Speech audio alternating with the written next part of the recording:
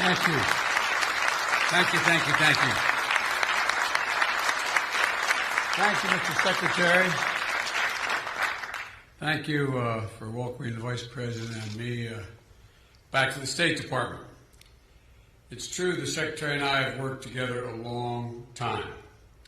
And I know that he has the background, the capacity needed to, quite frankly, lead the State Department at a critical moment. This has been a difficult few years.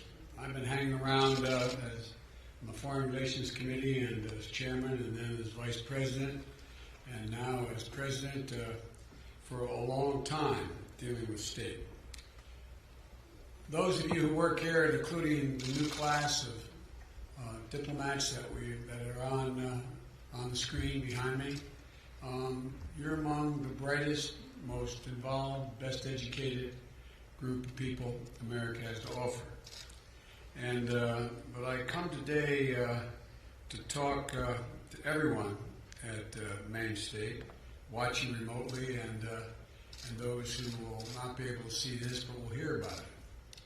You know, an incredible group of diplomats that I've had a chance to work with, and what we never talk about is you not only have great intellectual capacity, you have great personal courage. I've been with some of you when we've been shot at. I've been with some of you when we've been in places that you would not have any idea you'd want to be when you were going to school of foreign policy and foreign service. They never told you, that was going to happen. But you're an incredible group of individuals. And I've said many times over the years, those of you who are stationed overseas and have been stationed overseas, you're America's face. You're what people see in the country you are. They look at you. You are the face of America. And it matters. It matters a great deal how you comport yourself and how you deal with the folks that you're dealing with in that particular country. I find it, many of you among the most incredible, and by the way, I think what we don't do enough, we don't thank your families. We don't thank your families for the sacrifices they make. They make real sacrifices. I don't know how many times I have moved, and I may again move to see to it that your spouses, they give up their careers many times to follow you. Many times their careers are as consequential or more consequential than yours, but they do it for the country. And they're to be thanked. But the main message that I want to communicate to you all is that whether you're part of the newest class of Foreign Service officers who've worked for decades in the civil service or foreign service, or your locally employed staff, your vital and success and strength of our nation depends in no small part on you. Later today, I'm going to go up on the 8th floor and send a clear message to the world. America is back. America is back. Diplomacy is back. You are the center of all that I intend to do. You are the heart of it. We're going to rebuild our alliances. We're going to re-engage the world and take on the enormous challenge we face, dealing with the pandemic, dealing with global warming, and again, standing up for democracy and human rights around the world. Again, as I said, you're the face of America abroad. And in our administration, you're going to be trusted and you're going to be empowered. Trusted and empowered to do your job. But I ask each of you to abide by a few core tenets. Integrity in all you do. We say it again, integrity in all you do. Transparency and accountability to rebuild trust in America around the world. Working in the service of the American people, not self-interest, and promoting diversity, equity, inclusion, accessibility across the board, because our diplomats at all levels should reflect the full diversity of this great country. I know how much we ask of you and your families, and I mean that. I do know. It's been a long time we've been dealing with this building and all of your predecessors. The sacrifices you make are real and not recognized much by the country as a whole. They don't know all that you do. I also know that you've never let us down. I believe in you. I believe in you. We need you badly. I trust you. And I'm going to have your back, that I promise you. Just like you're going to have the backs of the American people. What I always point out to people, in the years when I was chairman of the Foreign Relations Committee, I'd make sure that my Foreign Relations Committee staff came to my home state and worked in constituent services, which many of them thought was sort of beneath them. I'm a foreign policy specialist. But it's all about who you work for, who I work for, who we work for. And the foreign policy is about promoting the interest of the people of the United States when a rubric and a set of principles that treat everyone with decency. So I promise you I'm going to have your back. I promise you. And I expect you to have the back of the American people. Now I've got a lot of work to do, a lot of catching up to do, a lot of rebuilding to do. And I can't think of any group of people better capable of doing it, more ready than all of you. So thank you, thank you, thank you. I look forward to working with you. I look forward to seeing you. And I look forward to coming back when this auditorium is filled and no one has to wait down the podium. So again, folks, thank you. You are the heart and soul of who we are as a country, and the rest of the world is looking to you to help them understand us, and so we can help them as well. So thank you all very much, and may God bless you, and may God keep you all safe when you're abroad. Thank you.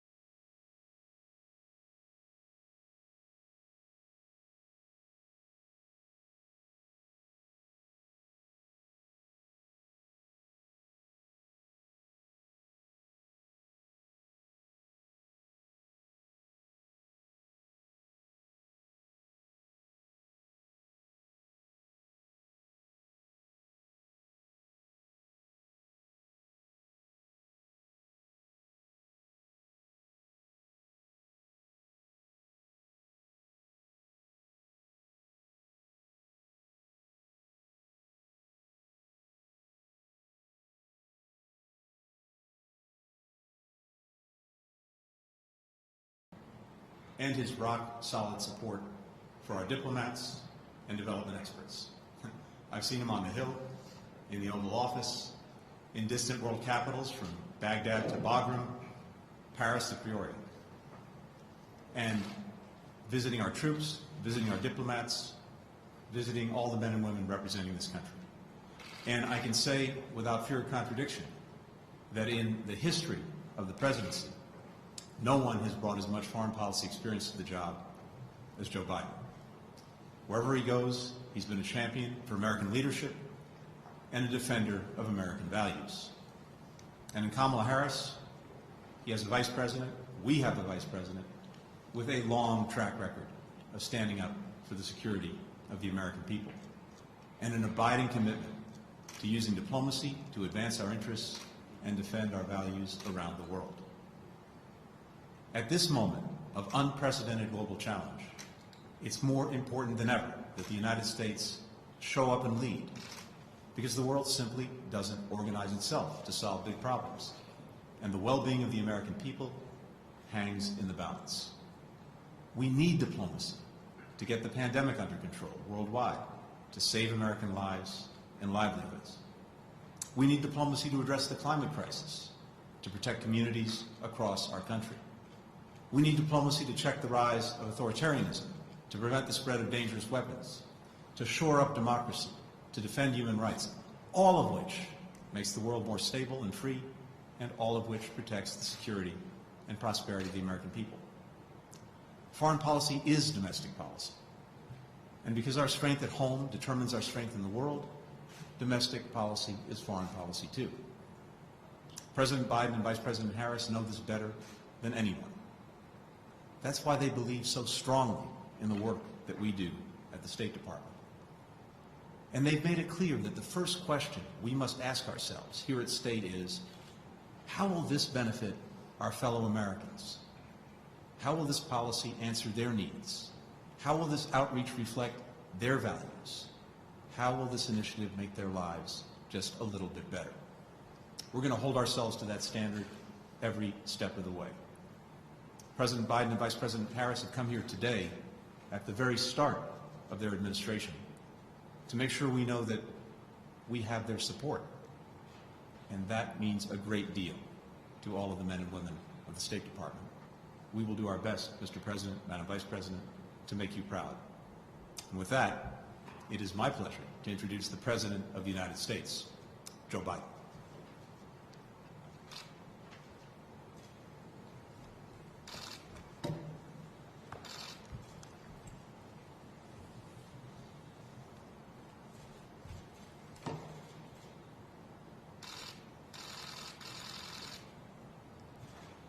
Mr. Secretary, it's great to be here with you, and I've been looking forward a long time to be able to call you Mr. Secretary. Good afternoon, everyone. It's an honor to be back at the State Department under the eyes of the first American chief diplomat, Benjamin Franklin. And by the way, I want you all to know in the press, I was the Benjamin Franklin Professor of Presidential Politics at Penn. And I thought they did that because I was as old as he was, but I guess not. Anyway, all kidding aside, it's great to be here and stand alongside our most recent senior diplomat, Secretary Tony Blinken.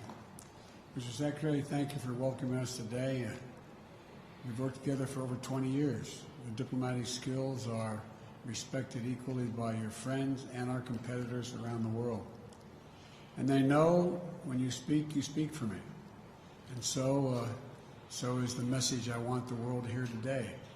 America is back. America is back. Diplomacy is back at the center of our foreign policy. As I said in my inaugural address, we will repair our alliances and engage with the world once again, not to meet yesterday's challenges, but today's and tomorrow's. American leadership must meet this new moment of advancing authoritarianism, including the growing ambitions of China to rival the United States and the determination of Russia to damage and disrupt our democracy. We must meet the new moment, accelerating global challenges, from the pandemic to the climate crisis to nuclear proliferation, challenging the will only to be solved by nations working together and in common. We can't do it alone. That must be we must start with diplomacy, rooted in America's most cherished democratic values, defending freedom, championing opportunity, upholding universal rights, respecting the rule of law, and treating every person with dignity. That's the grounding wire of our global policy, our global power. That's our inexhaustible source of strength. That's America's abiding advantage. Though many of these values have come under intense pressure in recent years, even pushed to the brink in the last few weeks, the American people are going to emerge from this moment stronger, more determined, and better equipped to unite the world in fighting to defend democracy, because we have fought for it ourselves. Over the past few days, we've been in close cooperation with our allies and partners to bring together the international community to address the military coup in Burma. I've also been in touch with Leader McConnell to discuss our shared concerns about the situation in Burma, and we are united in our resolve. There can be no doubt, in a democracy, force should never seek to overrule the will of the people or attempt to erase the outcome of a credible election. The Burmese military should relinquish power they have seized, release the advocates and activists and officials they have detained, lift the restrictions on telecommunications, and refrain from violence. As I said earlier this week, we will work with our partners to support restoration of democracy and the rule of law and impose consequences on those responsible. Over the past 2 weeks, I've spoken with the leaders of many of our closest friends: Canada, Mexico, the UK, Germany, France, NATO, Japan, South Korea, Australia, to being reforming the habits of cooperation and rebuilding the muscle of democratic alliances that have atrophied over the past few years of neglect and, I would argue, abuse. American alliances are our greatest asset. And leading with diplomacy means standing shoulder to shoulder with our allies and key partners once again. By leading with diplomacy, we must also mean engaging our adversaries and our competitors diplomatically, where it's in our interest, and advance the security of the American people. That's why yesterday the United States and Russia agreed to extend the New START Treaty for 5 years to preserve the only remaining treaty between our countries safeguarding nuclear stability. At the same time, I made it clear to President Putin, in a manner very different from my predecessor, that the days of the United States rolling over in the face of Russia's aggressive actions, interfering with our elections, cyber attacks, poisoning its citizens, are over. We will not hesitate to raise the cost on Russia and defend our vital interest and our people. And we will be more effective in dealing with Russia when we work in coalition and coordination with other like-minded partners. The politically motivated jailing of Alexei Navalny and the Russian efforts to suppress freedom of expression and peaceful assembly are a matter of deep concern to us and the international community. Mr. Navalny, like all Russian citizens, is entitled to his rights under the Russian Constitution. He's been targeted for exposing corruption. He should be released immediately and without condition. We'll also take on directly the challenges posed by our prosperity, security, and democratic values by our most serious competitor, China. We'll confront China's economic abuses, counter its aggressive, coercive action to push back on China's attack on human rights, intellectual property, and global governance. But we are ready to work with Beijing when it's in America's interest to do so. We will compete from a position of strength by building back better at home, working with our allies and partners, renewing our role in international institutions, and reclaiming our credibility and moral authority, much of which has been lost. That's why we moved quickly to begin restoring American engagement internationally and earn back our leadership position, to catalyze global action on shared challenges. On day one, I signed the paperwork to rejoin the Paris Climate Agreement. We're taking steps led by the example of integrating climate objectives across all of our diplomacy and raising the ambition of our climate targets. That way we can challenge other nations, other major emitters, up the ante on their own commitments. I'll be hosting a Climate Leaders Summit to address the climate crisis on Earth Day of this year. America must lead in the face of this existential threat. And just as with the pandemic, it requires global cooperation.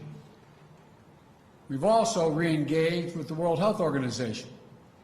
That way we can build better global preparedness to counter COVID-19, as well as detect and prevent future pandemics, because there will be more. We've elevated the status of cyber issues within our government, including appointing the first Deputy National Security Advisor for Cyber and Emerging Technology. We're launching an urgent initiative to improve our capability, readiness, and resilience in cyberspace. Today, I'm announcing additional steps to course-correct our foreign policy and better unite our democratic values with our diplomatic leadership. To begin, Defense Secretary Austin will be leading a global posture review of our forces so that our military footprint is appropriately aligned with our foreign policy and national security priorities. It will be coordinated across all elements of our national security, with Secretary Austin and Secretary Blinken working in close cooperation. And while this review is taking place, we'll be stopping any planned troop withdrawals from Germany. We're also stepping up our diplomacy to end the war in Yemen, a war which has created a humanitarian and strategic catastrophe. I've asked my Middle East team to ensure our support for the United Nations-led initiative to impose a ceasefire, open humanitarian challenge, and restore long-dormant peace talks. This morning, Secretary Blinken appointed Tim Lenderking, a career foreign policy officer, as our special envoy to the Yemen conflict, and I appreciate him doing this. Tim has lifelong experience in the region, and he'll work with the UN envoy and all parties of the conflict to push for a diplomatic resolution. And Tim's diplomacy will be bolstered by USAID working to ensure that humanitarian aid is reaching the Yemeni people who are suffering unendurable devastation. This war has to end. And to underscore our commitment, we are ending all American support for offensive operations in the war in Yemen, including relevant arms sales. At the same time, Saudi Arabia faces missile attacks, UAV strikes, and other threats from Iranian-supplied forces in multiple countries.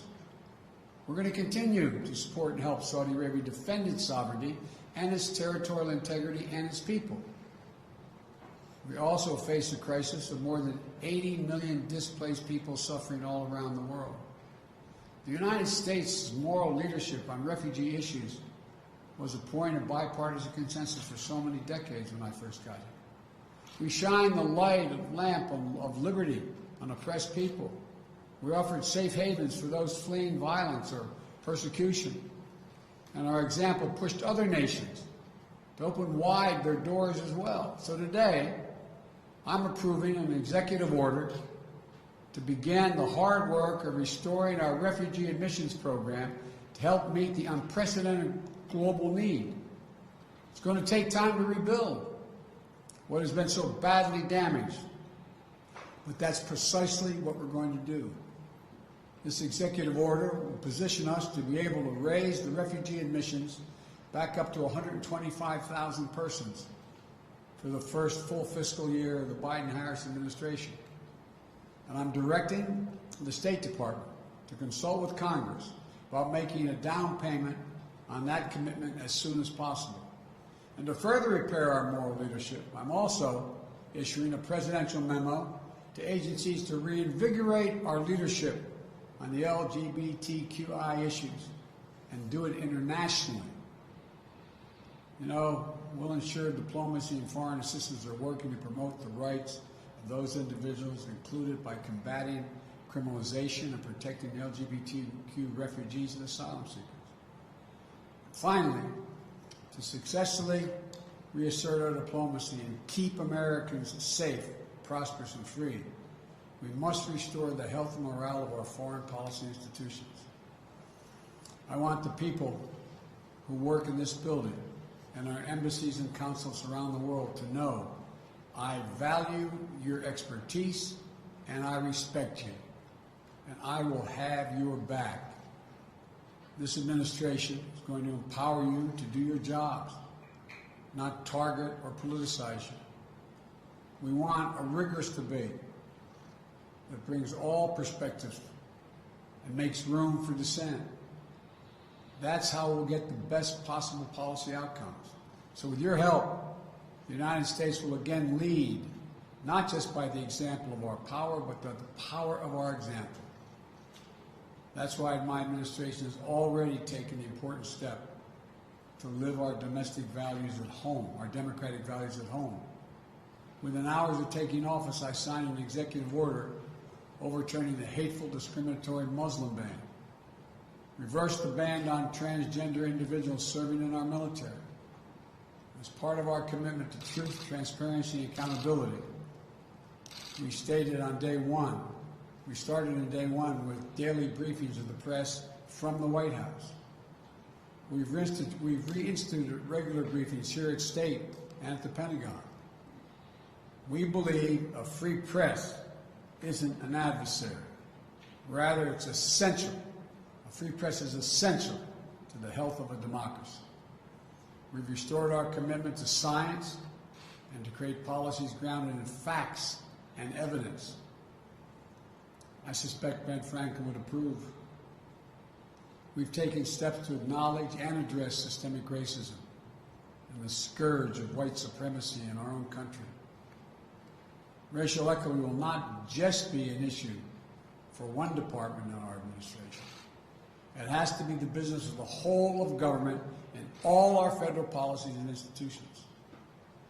All this matters to foreign policy because when we host the Summit of Democracies early in my administration, to rally the nations of the world to defend democracy globally, to push back the authoritarianism's advance, we'll be a much more credible partner because of these efforts to shore up our own foundations. There's no longer a bright line between foreign and domestic policy. Every action we take in our conduct abroad, we must take with American working families in mind.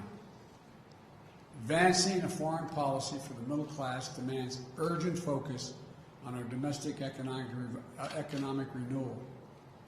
And that's why I immediately put forth the American Rescue Plan to pull us out of this economic crisis. That's why I signed an executive order strengthening our Buy American policies last week. And it's also why I work with Congress to make far-reaching investments in research and development of transformative technologies. These investments are going to create jobs, maintain America's competitive edge globally, and ensure all Americans share in the dividends. If we invest in ourselves and our people, if we fight to ensure that American businesses are positioned to compete and win on the global stage, if the rules of international trade aren't stacked against us, if our workers and intellectual property are protected, then there's no country on earth, not China or any other country on earth, that can match us. Investing in our diplomacy isn't something we do just because it's the right thing to do for the world. We do it in order to live in peace, security, and prosperity. We do it because it's in our own naked self-interest. We strengthen our alliances, we amplify our power, as well as our ability to disrupt threats before they can reach our shores. When we invest in economic development of countries, we create new markets for our products and reduce the likelihood of instability, violence, and mass migrations. When we strengthen health systems in far regions of the world, we reduce the risk of future pandemics that could threaten our people and our economy. When we defend equal rights of people the world over, of women and girls, LGBTQ individuals, indigenous communities, and people with disabilities, the people of every ethnic background and religion, we also ensure that those rights are protected for our own children here in America. America cannot afford to be absent any longer on the world stage. I come today to the State Department, an agency as old and as storied as the nation itself, because diplomacy has always been essential to how America writes its own destiny. For the diplomacy of Ben Franklin helped assure the success of our revolution. The vision of the Marshall Plan helped prevent the world from foundering on the wreckage of war. And the passions of Eleanor Roosevelt declared the audacious idea of universal rights that belong to all. The leadership of diplomats of every stripe doing the daily work of engagement created the very idea of a free and interconnected world. We are a country that does big things. American diplomacy makes it happen. And our administration is ready to take up the mantle and lead once again. Thank you all. May God bless you and protect our troops, our diplomats, and our development experts, and all Americans serving in harm's way. Go this way. Thank you.